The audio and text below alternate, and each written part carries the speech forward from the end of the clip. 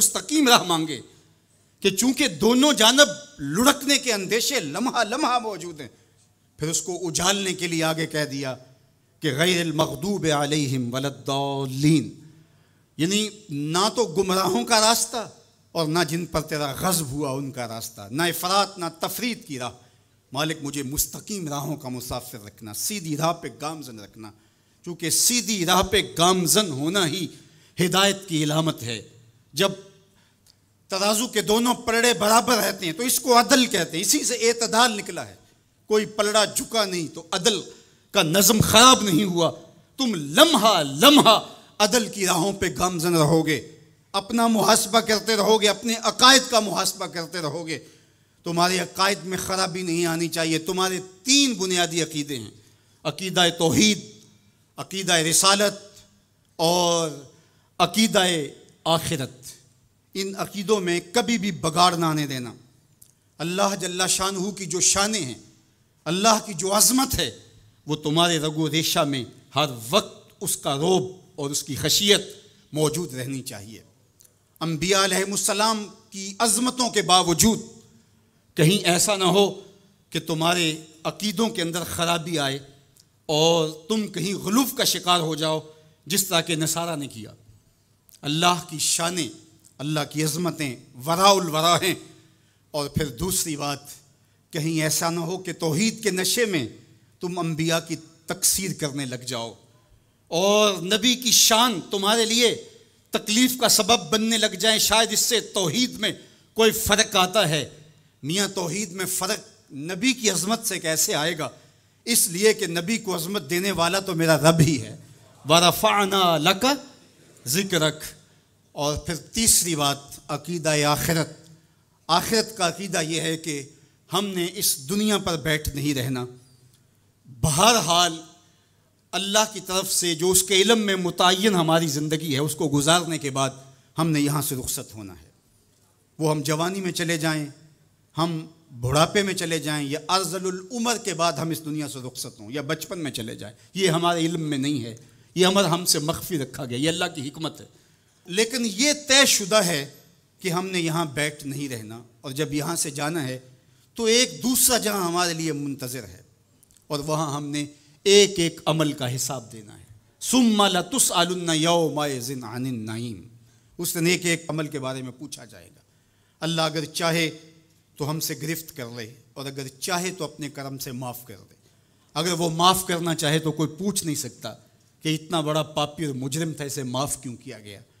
اور اگر وہ گرفت کرنا چاہے تو کسی کو حق نہیں ہے کہ وہ یہ کہہ سکے کہ مجھے گرفت کیوں کی گئی۔ تو ایمان بیم و رجا کے درمیان ہے۔ الایمان بین الخوف والرجا۔ ایمان خوف اور امید کی درمیانی کیفیت میں ہے۔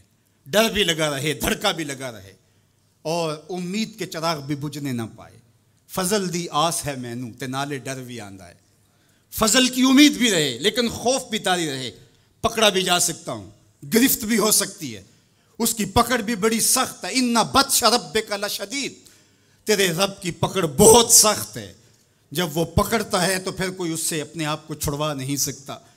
اللہ اکبر۔ تو اس کی پکڑ کا خوف بھی رہے، لیکن وہ کریم بھی ہے، وہ معاف کرنا چاہے۔ ما یفعل اللہ بعذابکم، وہ تمہیں عذاب دے کے کیا کرے گا؟ اگر تم اس کا شکر کرنا سیکھ جاؤ تو وہ تو تمہارا رب ہے، وہ تمہیں عذاب دے کے کیا کرے گا؟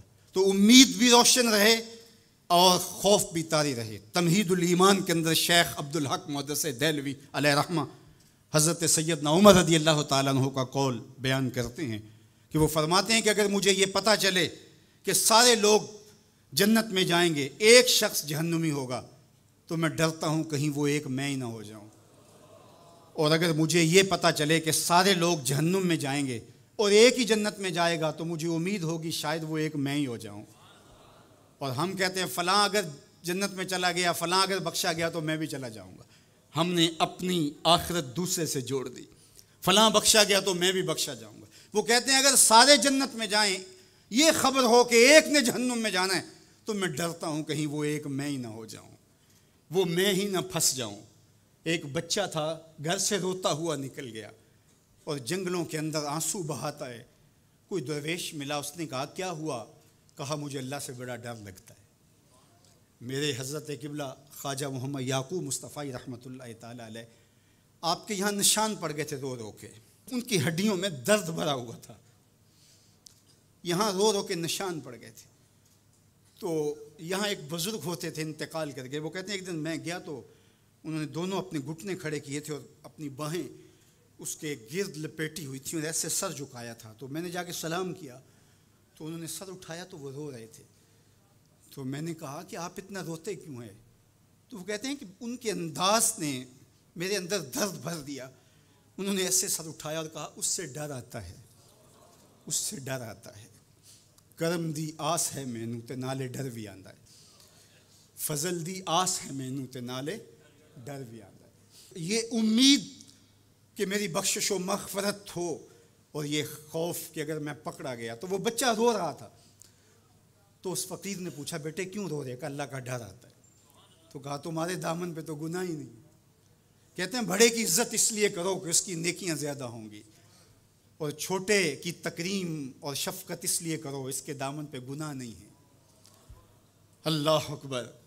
ہم لوگوں کے گناہ دیکھتے ہیں اور اپنی خوبیاں دیکھتے ہیں. صوفیاء کا ایک جملہ ذہن کی تختی پہ لکھ لیجئے, جب عیب دیکھنے کا شوق آئے وہ کہتے ہیں اپنے اندر اتر جاؤ, اور جب خوبیاں دیکھنے کا شوق آئے تو دوسروں کو دیکھو, دوسروں کو دیکھو. کسی کے اندر کوئی خوبی, کسی کے اندر کوئی خوبی.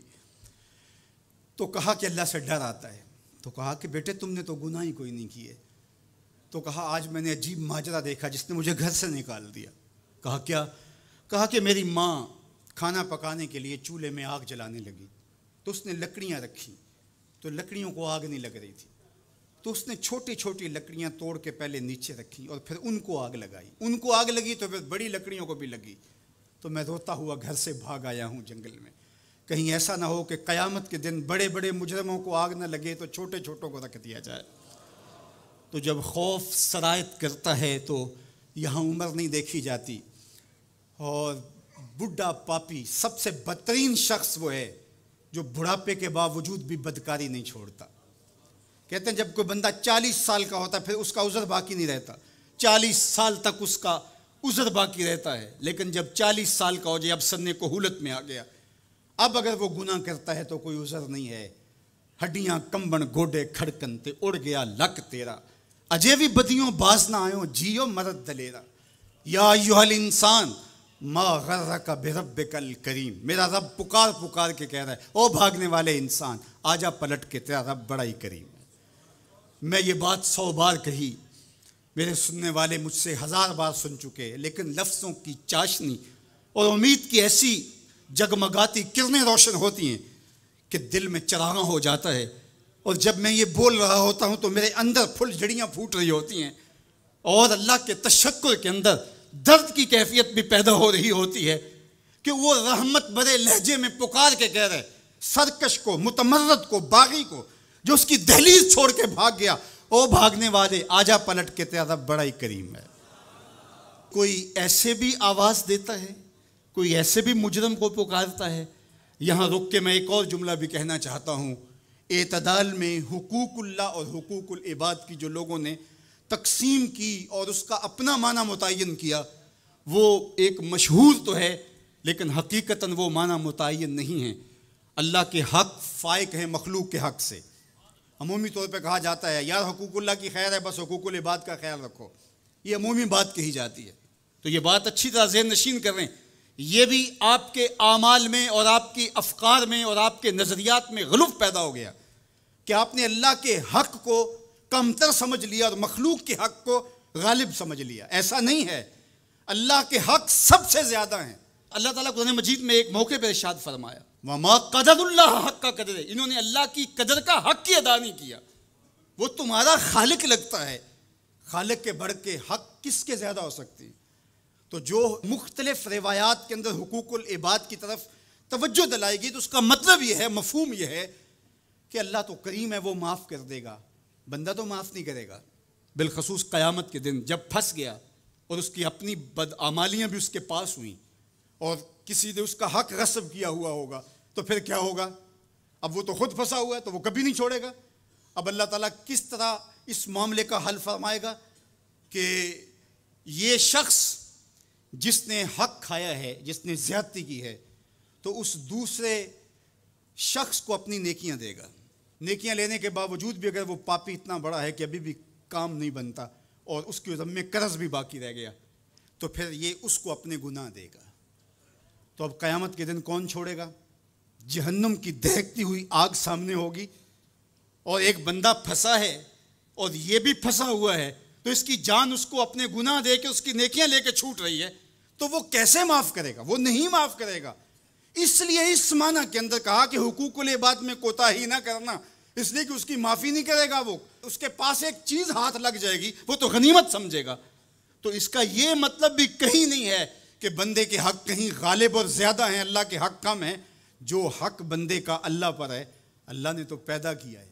الذی خلقک کا فسواک فعدلک، کہا تیرے حق میرے اوپر زیادہ ہیں اس لیے کہ میں تیرا خالق لگتا ہوں.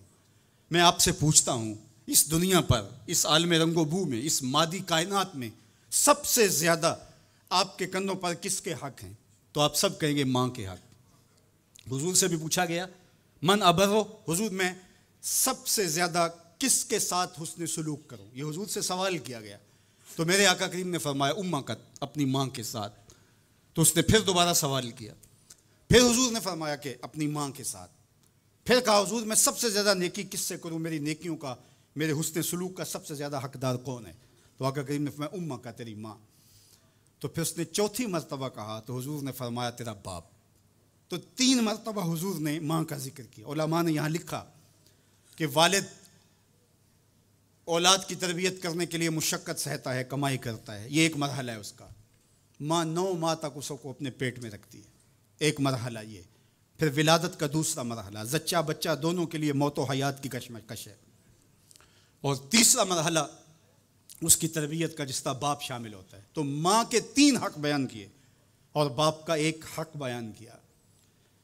مجھے بتاؤ وہ ماں اور وہ باپ جو اولاد کو اپنی آنکھوں کا تارا اور نور نظر کہتی ہے، کیا اس کے حق ساری زندگی بھی کوئی لگا رہے تو ادا کر سکتا ہے؟ کسی نے کہا کہ میں نے ماں کو اپنے کندھوں پہ اٹھا کے حج کروایا اور موسم میں حدت اور گرمی اتنی تھی کہ اگر گوشت کا ٹکڑا زمین پہ پتھر پہ ڈال دیا جاتا تو وہ بھن کے کباب بن جاتا. کیا میں نے اپنی ماں کا حق ادا کر دیا؟ کہا تیری ولادت کے وقت جو اس نے تکلیف سہی، اس تکلیف کے ایک جھٹکے کا حق بھی ادا نہیں ہوا. یہ تیری ماں ہے. کیا تو اتنی بے وفا ہو گئی ہے کہ اس ماں کی مرضی اب تیری مرضی نہیں رہی؟ وہ باپ جس کی ہڈیاں بھی درد کر رہی ہیں اور وہ مزدوروں والے اڈے پہ بیٹھا ہے، اور جب کوئی مزدور لینے آتا ہے تو اس سے صحیح طرح سے اٹھا بھی نہیں جاتا، پھر بھی کلی والا ڈبہ اٹھا کے آگے بڑھتا ہے، اور مزدور لینے والے شخص کے ساتھ لپٹ کے چمٹ کے کہتا ہے کہ بابو مجھے لے جاؤ، 10 روپے کم دے دینا، میں نے اپنی بیٹی کی کالج کی فیس دینی ہے. وہ باپ جس کی ہڈیاں دکھ رہی ہیں اور جا کے دیوار پر کلی کر رہا ہے، اس کی کمائی سے کالج میں پڑھنے والی بیٹی کو ایک خاتون ایک سجے ہوئے دفتر میں بٹھاتی ہے اور کہتے تو پدر شاہی نظام کے خلاف بغاوت کر، تیرا جسم تو تیری مرضی ہونی چاہیے، باپ ہوتا کون ہے؟ وہ بیٹی اس کے منہ پہ تھپڑ مارے، وہ کلی کر کے میرا پیٹ پالتا رہا اور میری فیسیں ادا کرتا رہا، میں تو اپنے بدن اور اپنی زندگی کی ایک ایک سانس بھی اپنے باپ کے نام کر دوں، حق پھر بھی ادا نہیں ہو سکتا ہے. میرا باپ میری تعلیم کا ضامن ہے، میری زندگی کا ضامن ہے، میری عزت اور آبرو کا پہرے دار ہے. اللہ اکبر. معاشرہ بدل گیا، حالات کے تیور تبدیل ہو گئے، بغاوتیں بھر گئیں، وفاؤں نے دم توڑ دیا. مغرب کی تہذیب سوائے تکلف کے اور کچھ نہیں ہے، اور چہرہ جو روشن نہ ہو تو کیا حاجت گلگونہ فروش. نئی تہذیب تکلف کے سوا کچھ بھی نہیں ہے. یہ مغربی تہذیب کی یلغار نے مرد آوارہ، بیکار و زن کمار باش کیا معاشرہ تخلیق کیا جا رہا ہے. میرے حضور کے غلاموں، آؤ ہم نے دین حضور سے لینا ہے، اور یہ سارے چونچلے اور یہ ساری مغربی وظیفہ خور تنظیمیں یہ دم توڑ کے رہ جائیں گی. اس کائنات کے اندر اور اس وطن کے اندر جھنڈا لہرائے گا تو محمد عربی کے نظام کا ہی لہرائے گا انشاءاللہ. ہم حضور کے دین کو کھڑا کرنے کے لیے اور حضور کے نظم کو غالب کرنے کے لیے اپنی زندگی کے ایک ایک سانس کو حضور کے نام وقف کریں گے۔ میری زندگی کا مقصد تیرے دین کی سرفرازی، میں اسی لیے مسلمان، میں اسی لیے نمازی، میری زندگی کا ایک ایک لمحہ حضور کے دین کے لیے، حضور کے نام کے لیے۔ تو حقوق والدین کے جو ہے وہ بہت سارے ہیں، کہا تو اس کے ایک درد کے جھٹکے کا جواب بھی نہیں دے سکا۔ ماں اولاد سے جو محبت کرتی ہے اور جو ماں کے حق ہیں وہ اتنے زیادہ ہیں کہ کسی پیمانے میں اس کو تولا نہ جا سکے۔ میں کہا کرتا ہوں سمندر کی پاتال تک تو کوئی پہنچ گیا ہوگا، لیکن ماں کے پیار کا کنارہ آج تک کسی نے نہیں پایا۔ یہ سڑکوں کے کناروں پر بڑے بڑے ہیوی ترازو نصب کر دی گئے ہیں، پورا کنٹینر تول لیا جاتا ہے، لیکن آج تک ایسا ترازو میں نے نہیں دیکھا جس پر ماں کے پیار کو بھی تولا جا سکے۔ ماں جب بولتی ہے تو اس کے لہجے میں جبریل بولتا ہے، ماں جب مسکراتی ہے تو لگتا ہے جنت کی ساری کلیاں کھل اٹھی ہیں۔ اللہ نے ماں کے سینے میں وہ درد، وہ درک، وہ محبت، وہ چاہت، وہ پیار کا جہاں آباد کر دیا کہ سید خورشید گیلانی نے کہا تھا کہ اونچے ہوٹلوں میں کھانا کھانے میں وہ سرور کہاں جو چولہے پر بیٹھ کے ماں کے ہاتھوں سے پکی ہوئی چپاتیاں کھانے میں ملتا ہے۔ اور کہا اونچے اونچے اسٹیجوں پہ حضرت صاحب، عالی جناب، مفتی صاحب، قبلہ عالم، کیا کیا لفظ سننے کو ملتے ہیں، لیکن ان لفظوں میں وہ چاشنی کیا جو ماں کی زبان سے اوئے مٹھو اور اوئے ببلو کے اندر رکھی گئی ہے۔ ماں کے سینے میں تڑپتی ہوئی ممتا اور محبتوں کا جہاں، اس کی کوئی مثال ہی نہیں ہے۔ ماں کو اتنا پیار کیوں ہے اور ساری زندگی ماں کے حق ادا کرتا رہے پھر بھی حق ادا نہ ہو، کیوں؟ اس لیے کہ ماں نے جنم دیا ہے۔ یہی جواب ہے نا آپ کا کہ ماں اتنا پیار اس لیے کرتے، اس کے حق کتنے ہیں کہ میرے حضور نے کہا پھر ماں، پھر ماں، پھر ماں۔ اتنے حق کیوں ہیں؟ اس لیے کہ اس نے جنم دیا ہے۔ میرے جملے کو بار بار آپ نے سنا ہوگا، پھر سن لیجئے، جس نے جنم دیا ہے اس کو اتنا پیار ہے اور اس کے اتنے حق ہیں، تو جس نے خلق کیا ہے اس کو کتنا پیار ہوگا اور اس کے کتنے حق ہوں گے۔ تو اللہ کے حق غالب ہیں۔ تو یہ جو حقوق العباد کی تلقین کی جاتی ہے تو اس کا مفہوم یہ ہے کہ اس کی معافی نہیں ہوگی۔ انسان ہے، نہیں معاف کرے گا، وہ کریم ہے، معاف کر دے گا۔ تو اس کا یہ مطلب کبھی بھی نہیں نکلتا کہ جو ہے وہ اللہ کے حق کوئی کمزور ہے اور مخلوق کے حق غالب ہیں۔ ہمارے اوپر سب سے بڑا حق ہمارے اللہ کا ہے، پھر رسول اللہ کے حق ہیں، پھر اس کے بعد ہماری ماں کے، ہمارے باپ کے، ہمارے مرشدوں کے، ہمارے استاد۔ ہم احسان فراموش لوگ نہیں ہیں، ہم جس کا بھی حق ہو اس کو پورا کرتے۔ مولا کائنات سیدنا علی المرتضیٰ فرماتے ہیں جس نے مجھے ایک حرف بھی پڑھایا اس نے مجھے اپنا غلام بنا لیا۔ ہم تھوڑی سی عزت ملنے پر آنکھیں سر پہ نہیں رکھ لینے والے لوگ، ہم احسان فراموش نہیں ہیں کہ کبھی باپ کو پدر شاہی نظام کے ساتھ مسترد کریں، کبھی ماں کے چہرے پہ لات مار دیں کہ تم کون ہوتی ہو میری زندگی میں مداخلت کرنے والی۔ ہم تو رشتہ بھی کرنا ہوتا ہے تو بوڑھی دادی امی سے بھی پوچھتے ہیں۔